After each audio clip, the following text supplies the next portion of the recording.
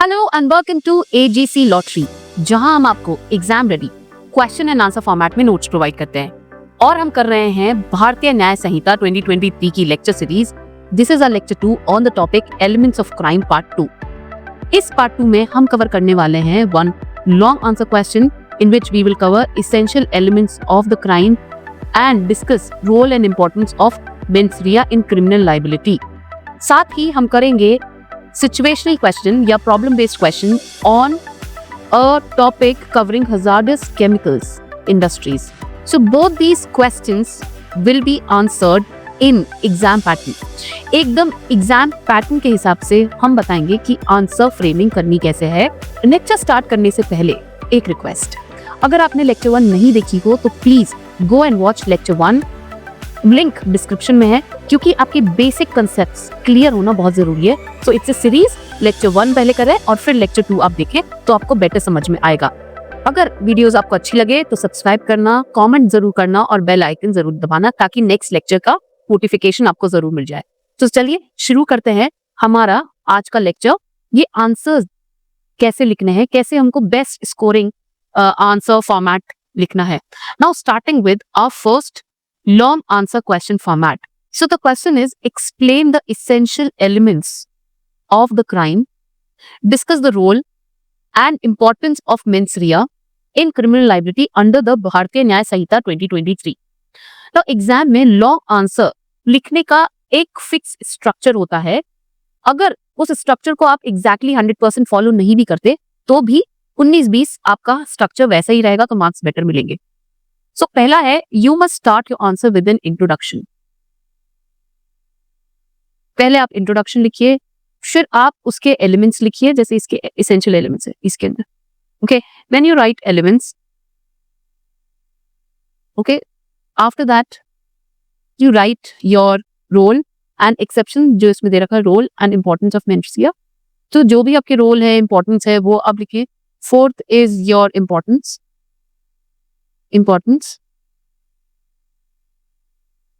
Exception हो तो exception भी लिख सकते हैं। साथ में आप लिखिए इसके अंदर केस लॉ।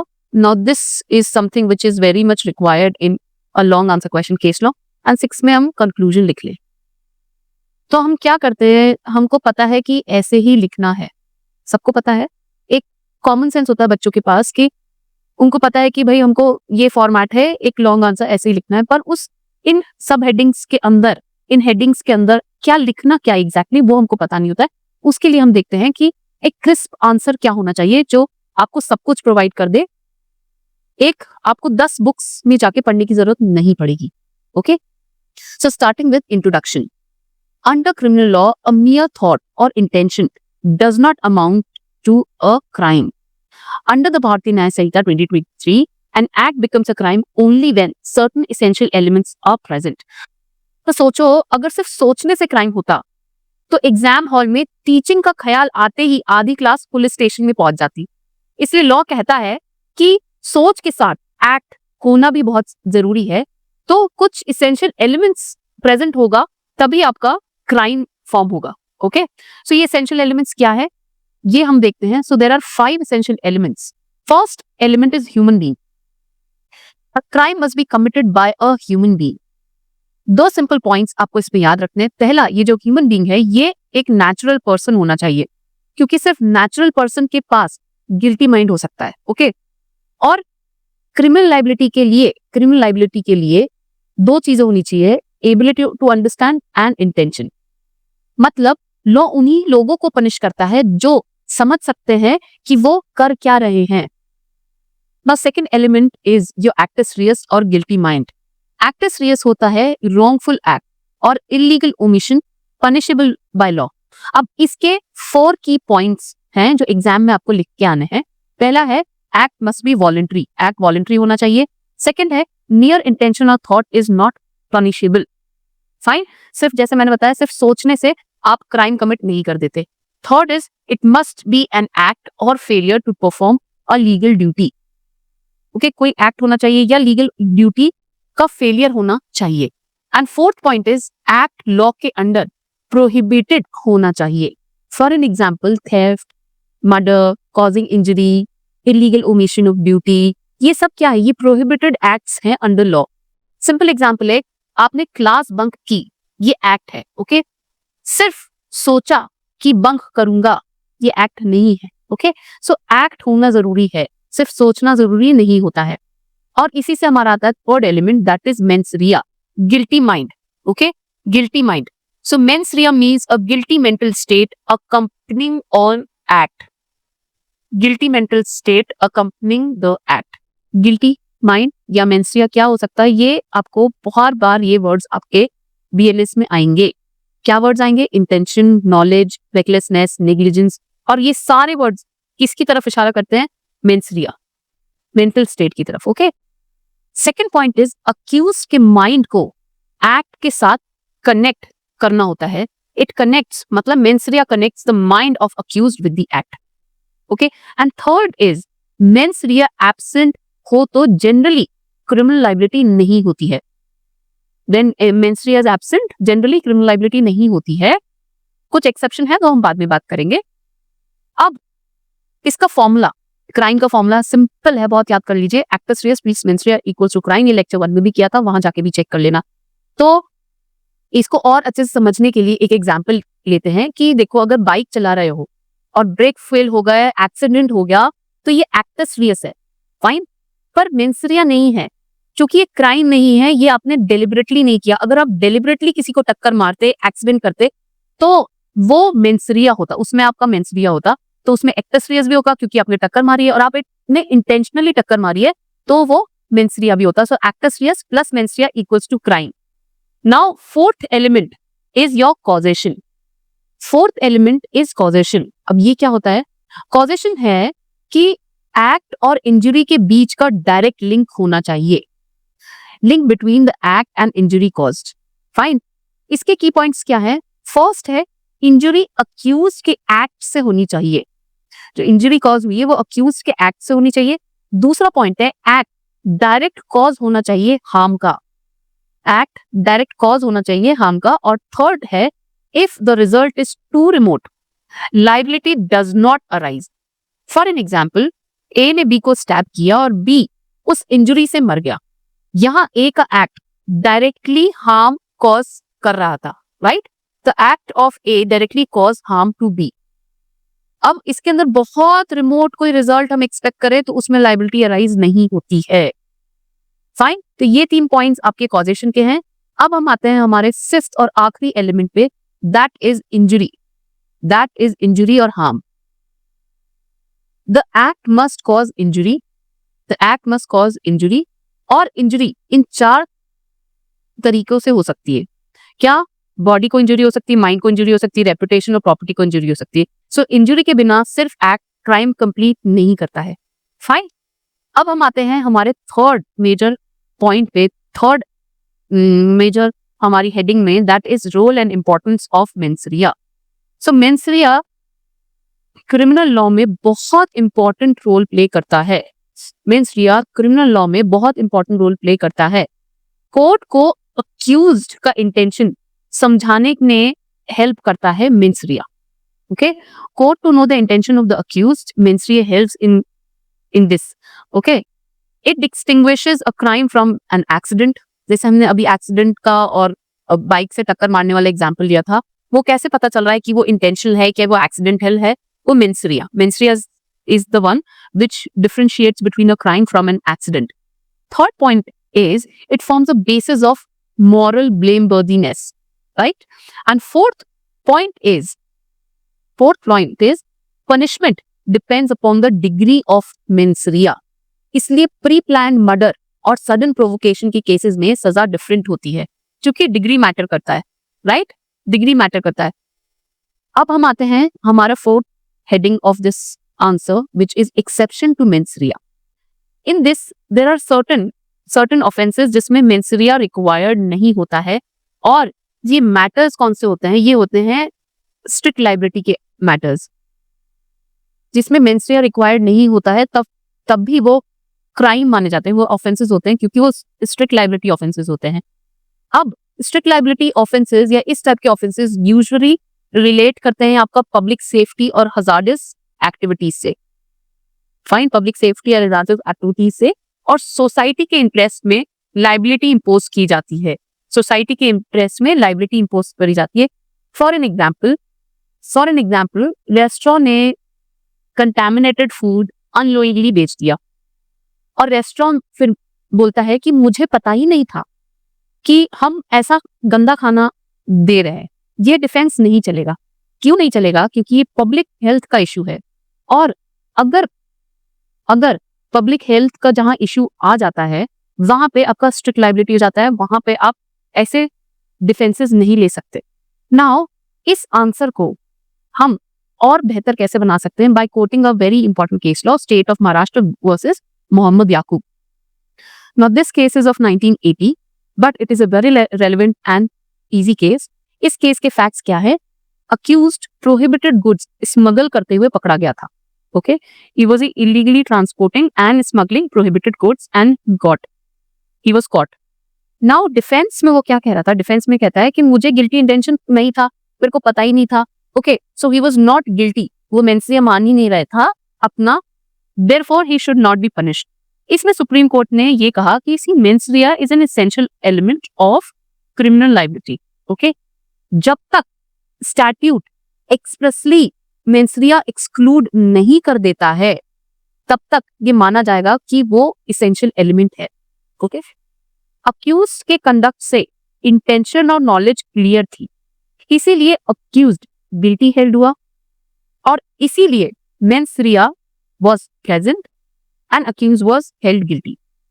ये केस मेंसरिया का जनरल रूल स्टैब्लिश करता है, और इसीलिए बहुत इंपॉर्टेंट इसमें मेंसरिया का प्रिंसिपल स्टैब्लिश हुआ था। इस आंसर को कंक्लूड करने के लिए हम बहुत ही कंसाइज 1 या 2 लाइन का कंक्लूजन लिखेंगे, और कंक्लूजन में सिंपली हम समराइज करेंगे कि क्राइम कभी कंप्लीट होता है जब एक्टस रियस और मेंसरिया दोनों प्रेजेंट हो। ओके, जब ये दोनों प्रेजेंट होता है तभी क्राइम बनता है। मेंसरिया क्रिमिनल रिस्पॉन्सिबिलिटी का फाउंडेशन है, एक्सेप्ट उन केसेस में जहां पर लॉ पब्लिक वेलफेयर के लिए है। इसीलिए जहां पे मेंसरिया नहीं है वहां पे स्ट्रिक्ट लायबिलिटी केसेस फॉलो हो जाते हैं, स्ट्रिक्ट लायबिलिटी ऑफेंसेस आ जाता है।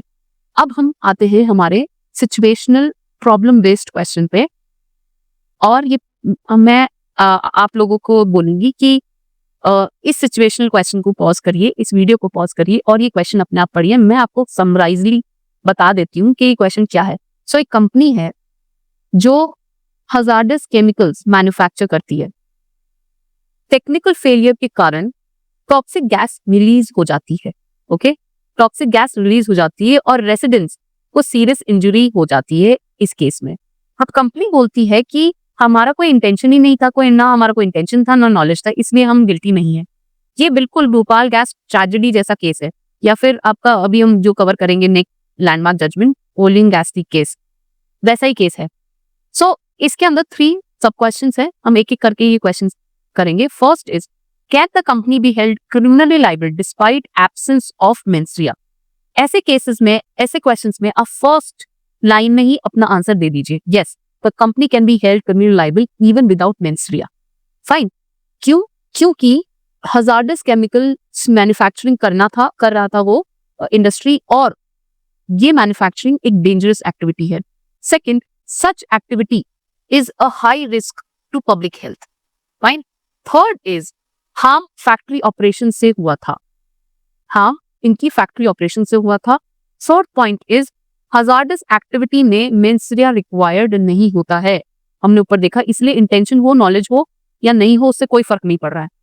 मेंसरिया नहीं है, उससे कोई फर्क नहीं पड़ रहा है। And fifth point is, near proof of harm is sufficient.